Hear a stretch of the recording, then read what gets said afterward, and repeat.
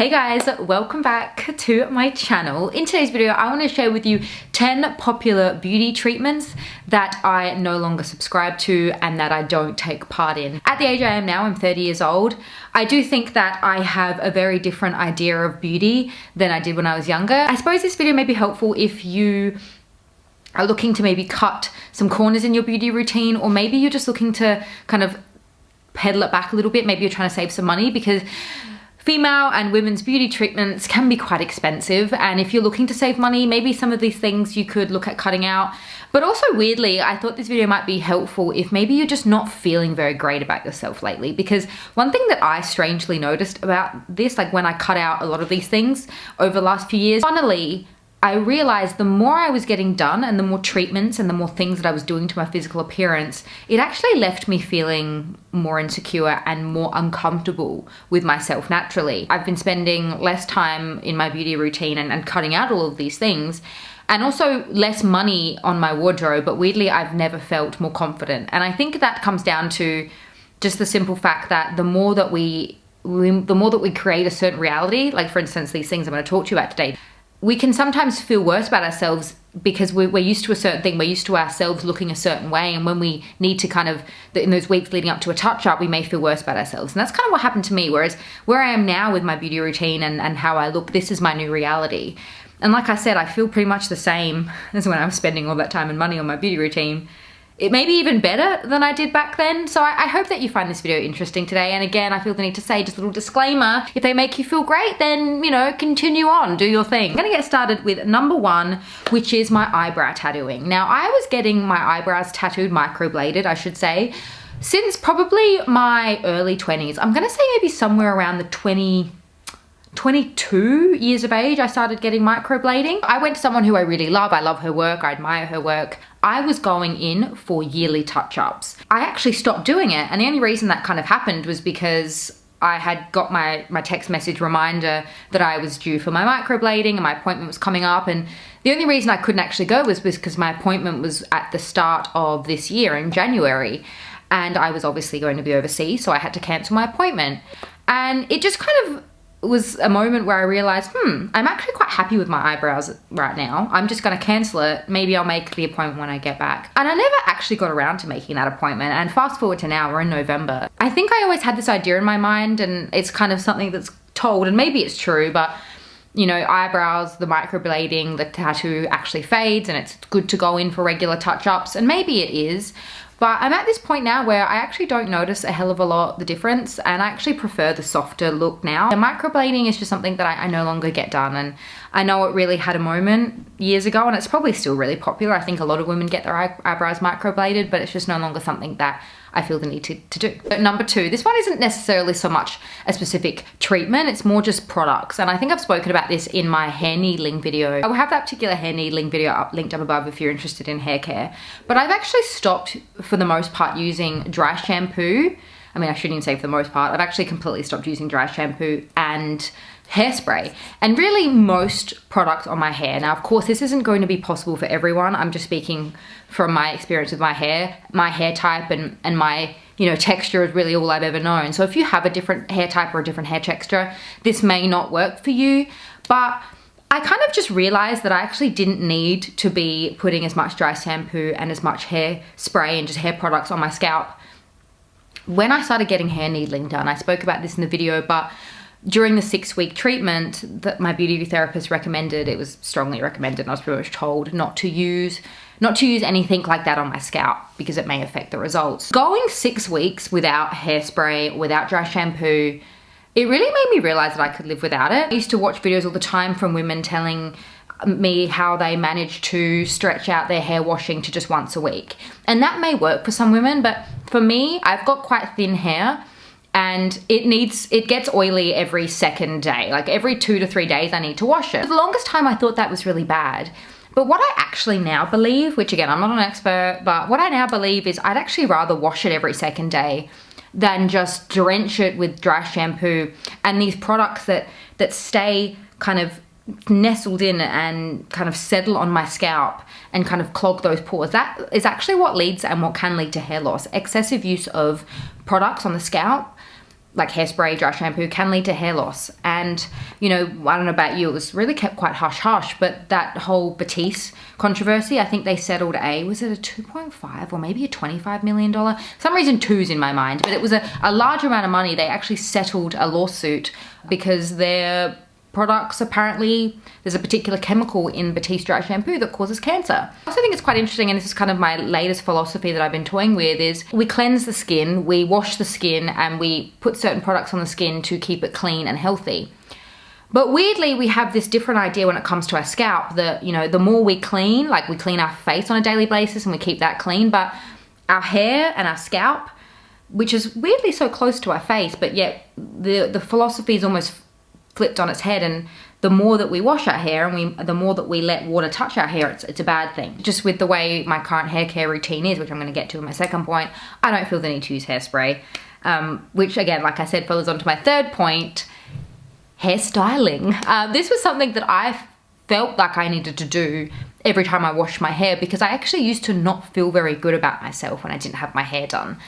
And I'm at this point now where, I mean, I say this coming to you as someone right now who let this dry about 80%, and then the last 20% I just ran my blow dry through it.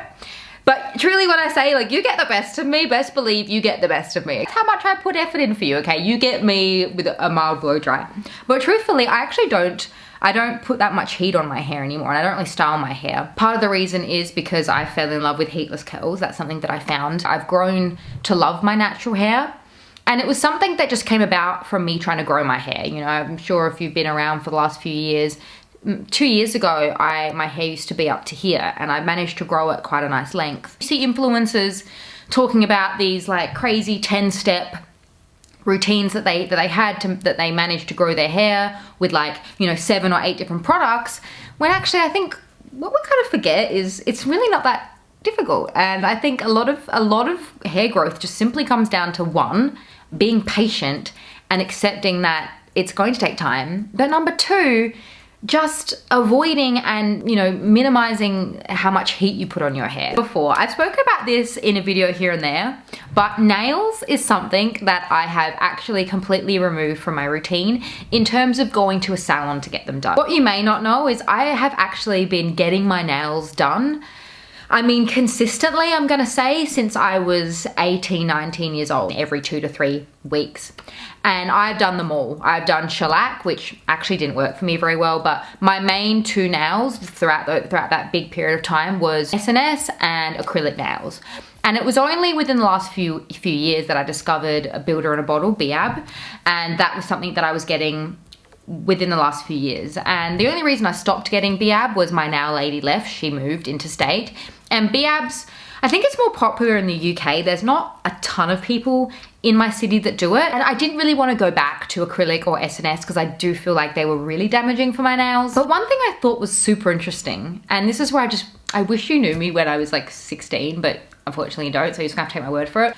You know, I would take the occasional break in hopes that I could grow my nails to a good strength. And it just never worked. I could never grow my nails healthy. I used all the different products. You know, I took good care of them. And they were just always like very paper thin. So I just kind of put it down to the fact that I just maybe didn't have great nails. You know, maybe it's a genetic thing. You know, maybe I just don't have great nails. Within the last year, funnily, since getting off birth control, my nail strength completely transformed. And I'm gonna have a clip overlay of what my nails look like. Guys, it's actually insane. I need you to believe and trust me when I say I have never in my life ever had nails like that are natural. Like, that's my natural nail, and they're strong. Maybe it's again a coincidence. I think I've read that nail health can have a lot to do with your internal health and hormones and things like that. I don't know, maybe my nail health or my nail growth really took a turn when I got off hormonal contraceptive, but my nail strength is incredible. Funnily, you know, you've heard that saying, you know, you always want what you can't have. For the longest time, I always wanted long nails, always wanted naturally long nails. That video that you just saw, this one here, that's from last week. I've cut them back. I've cut them back into short little stubbies just because I realized, like, I loved my short little stubby nails. I cannot function, and I can't believe I functioned so long with acrylic nails so long. I cannot do it now. No, like the dirt that gets under my fingernails, Flynn had surgery a few weeks ago. You may know if you follow me on Instagram. I've actually started having to hand feed him. And like the dog food that was getting stuck under my nails, I'm really into my gardening now. I would just get dirt under my nails all the time, and just daily activities, you know, my foundation, just the things that would get under my nails would just completely disgust me to the point that I don't know how I ever did it. But yeah, I'm team short and stumpy. I'm not going to go into much depth with this one. But what I just want you to know is that this is actually something, you might not know this is actually something that I'm incredibly passionate about. I may not actually know this because I've never really publicly talked about it. And like I said, I'm just gonna touch on it, and maybe I could film a whole video on it, which I don't think it will be.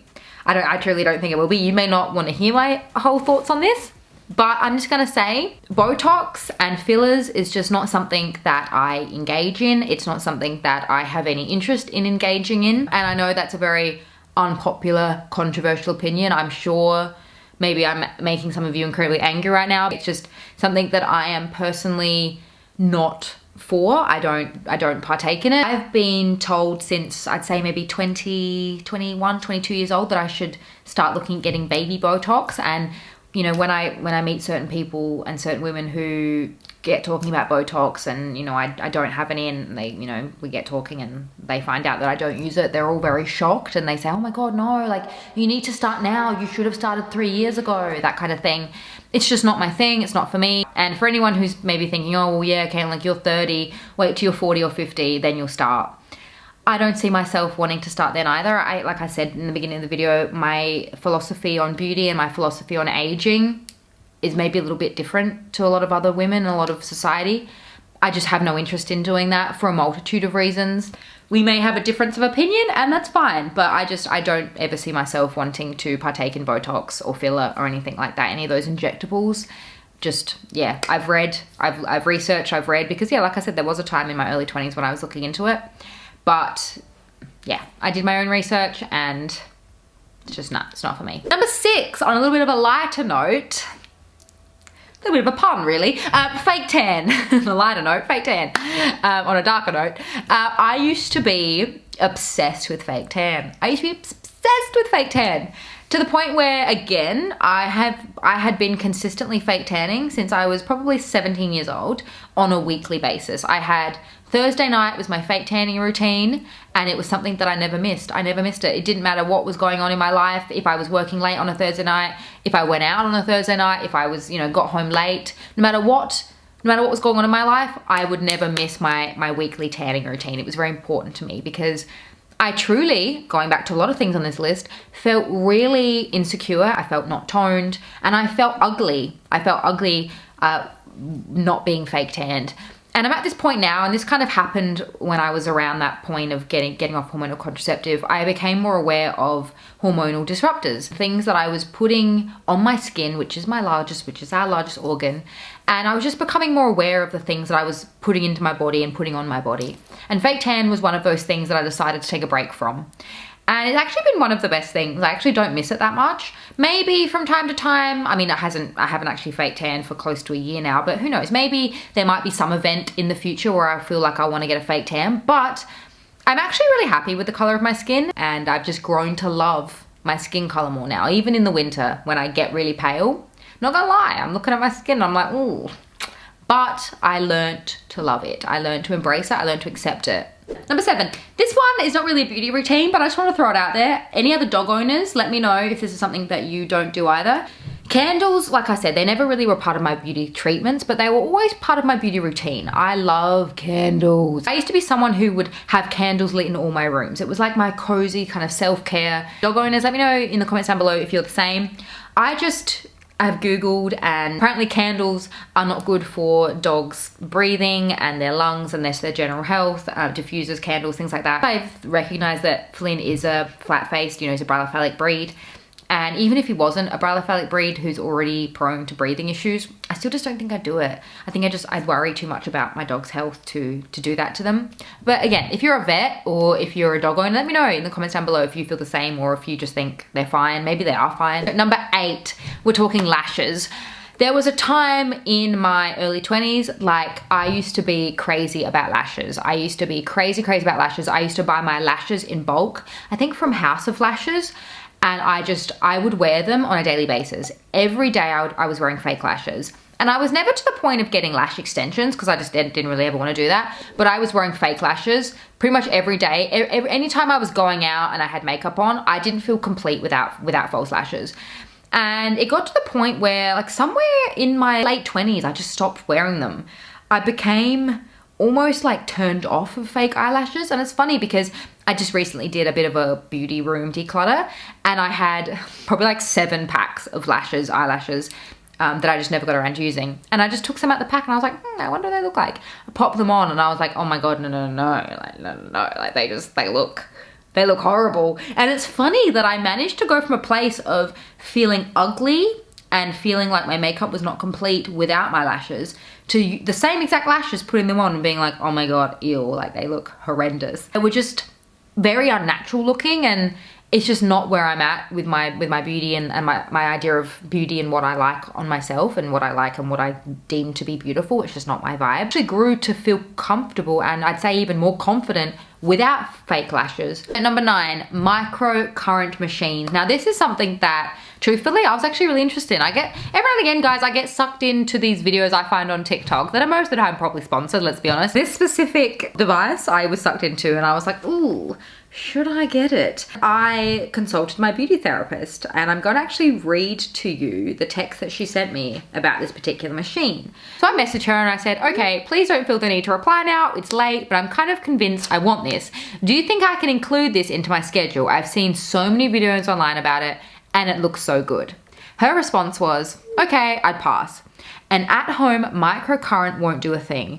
Clinical microcurrents that actually do something can be dangerous in the wrong hands. So an at-home one honestly won't do anything.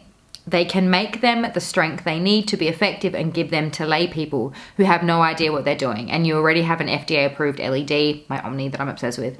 This device doesn't have these approvals. In my opinion, it's a waste of $1,000. Clinical microcurrents help give a toned look, but it's completely temporary. I had a clinical machine in my salon. Look was good for a specific occasion, but it's not long term and this isn't clinical grade. What you're seeing on Instagram is paid endorsements. You need to keep in mind the that can go wrong if they let people use proper equipment at home. It's a lawsuit waiting to happen. Does this make sense? And I replied saying, oh, bummer. Okay, thanks. I appreciate your detailed message and your experience. And she said, honestly, even when I had the professional microcurrent, we hardly ever used it because it's so temporary and it's basically just helping with drainage, which after sleeping all returns anyway. I looked at those pictures of what it's supposed to do and I don't buy it for a second. They can claim whatever, but it doesn't have any proper approvals to back those claims. I know you want to get back to your anti-aging treatments. I want you to try this DNA pill. I want you to break out under control, blah, blah, blah. So yeah, anyway, I just wanted to share that with you because if you're someone like me who maybe you see things from time to time on Instagram and you're like, oh, like those microcurrent devices I have seen all over my social media. And look, I'm not gonna lie. I'm a woman, okay?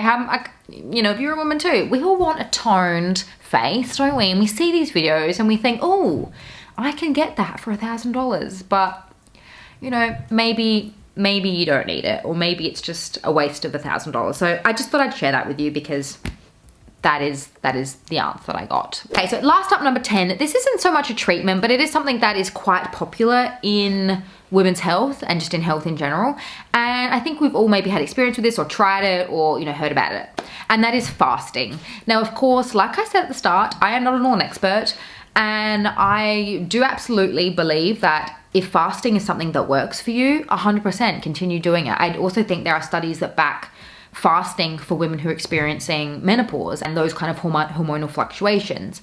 However, I think what I want to talk about, and please be clear, like I said, I'm not trying to shame you and I'm not trying to tell you not to fast. If it's genuinely working for you and it's genuinely something that you do and it's easy for you, continue doing it. I'm talking more about fasting when it's clearly not working for you. I know a woman who fasts for 16 to 18 hours. She's around my age.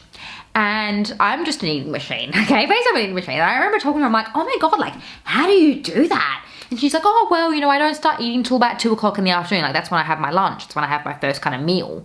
And I was like, what do you do until 2 o'clock? And she's like, oh, you know, well, like I wake up, I'll have like a black coffee, And I was like, okay, yep, I have a black coffee. I mean, I have a coffee, but I have milk. And I was like, okay, yep, continue. And I'm thinking like, how can I do this? How can I do that? How can I not eat till 2? And then she's going through all these things that she's doing. She's saying she's having a black coffee, and she says around 10 o'clock, she'll have a second black coffee. And then around 12 o'clock, she has this like no calorie drink and she said that kind of fills me up until 2. And I was like, fills you up until 2. So my understanding of that is she's hungry, okay? She's consuming things that are 0 calorie, 2 black coffees and a drink that has 0 calories. So to me, it seems like she has to actively make the effort and almost, I'd say, starve a little bit.